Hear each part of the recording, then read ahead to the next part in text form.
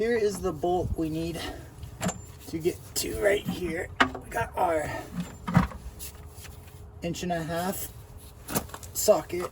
So we will just loosen this up, have our bucket ready to catch the oil, and let's begin.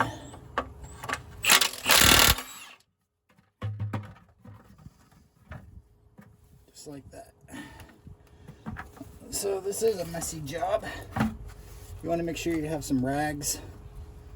So I'm just gonna, and some rubber gloves for sure. This oil fills up.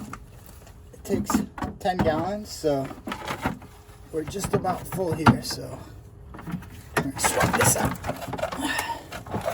The oil filter is on the passenger side, and it's this big dog. So we get a view of it here. We're gonna use this oil wrench here. Just got at Ace Hardware.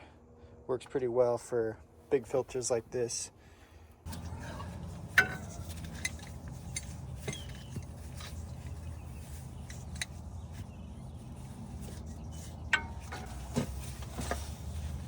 Okay, so just screw this thing off.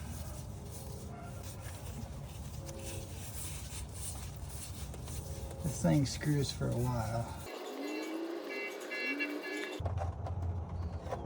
Got this catcher here. Paint catcher.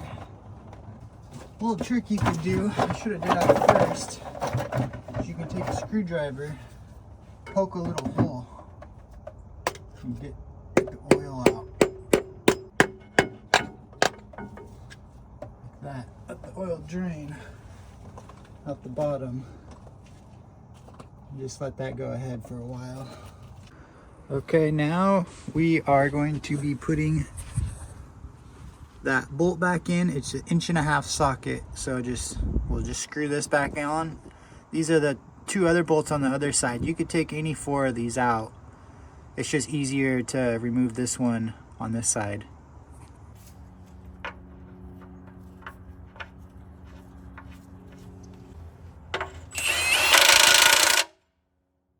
So now we will be installing the oil filter.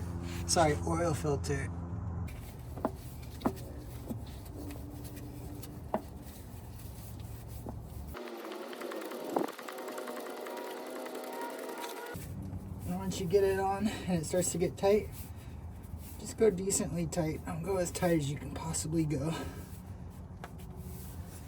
Okay, now the last thing we need to do is locate the oil fill. So right there is the oil fill. So now you get yourself a funnel and you go ahead and start filling. So this should take about 10 gallons of oil. What I do is I typically put in about 6 to 7 gallons of regular oil, and then I'll use the last 3 gallons of the Lucas oil stabilizer, and it's a lot thicker. And as you can see around the motor, the oil spills out anywhere it can. These motors are kind of known for that. So you see at the top, it's kind of like sweats out. So that Lucas oil is really thick. It makes it so it doesn't leak as bad. And the motor just runs a lot better. It starts easier, runs quieter, and gets better fuel mileage and just lasts longer. So I highly suggest it. So here's the Lucas oil stabilizer. This stuff is like 10 times thicker. So what I do is I actually just take the funnel off and I get a little paint brush thing to catch the oil, and the oil that spills can just get a rag and try to clean up when it's all done. See if I can do this one-handed.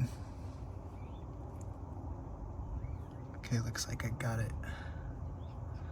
So this is kind of the slower process. This stuff's so thick that even without a funnel, sometimes you got to slow down. Just the fill port will get backed up. So, okay, we just removed the fuel filter. Somehow my camera didn't record it, sorry about that. But pretty much just loosen it off.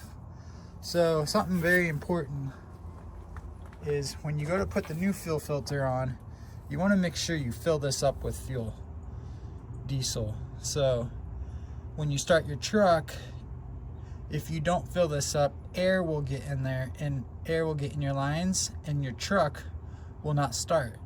And on a diesel, that is very bad.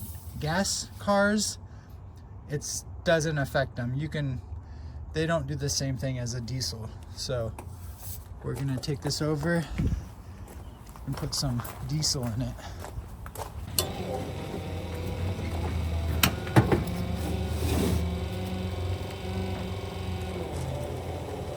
Now, we need to fish this filter back up.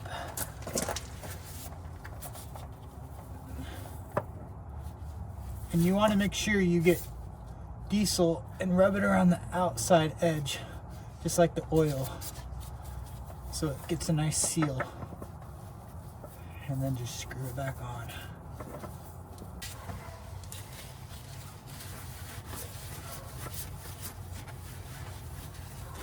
And just like the oil filter, you don't need to get it super duper tight. Just get it nice and snug.